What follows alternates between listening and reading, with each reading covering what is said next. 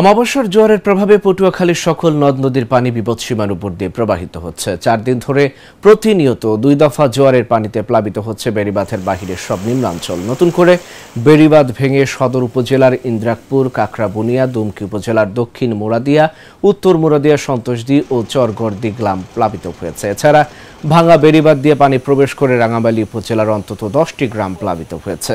এদিকে উত্তাল বঙ্গোপসাগরের ঢেউয়ের তাণ্ডবে সৈকতের ঝাউবাগান সংলগ্ন জাতীয় উদ্যান ও বেড়িবাঁধ থেকে সৈকতে প্রবেশের সড়কে নতুন করে ভাঙন শুরু হয়েছে।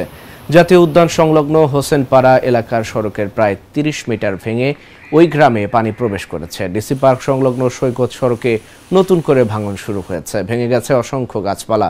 দীর্ঘ 22 কিলোমিটার সৈকতের বিভিন্ন স্থানে অব্যাহত বালু ক্ষয়ে মাটির স্তর বেরিয়ে এসেছে। ভাঙন ঝুঁকিতে রয়েছে মসজিদ, মন্দির ও টুরিস্ট পুলিশ বক্স সহ অসংখ্য স্থাপনা।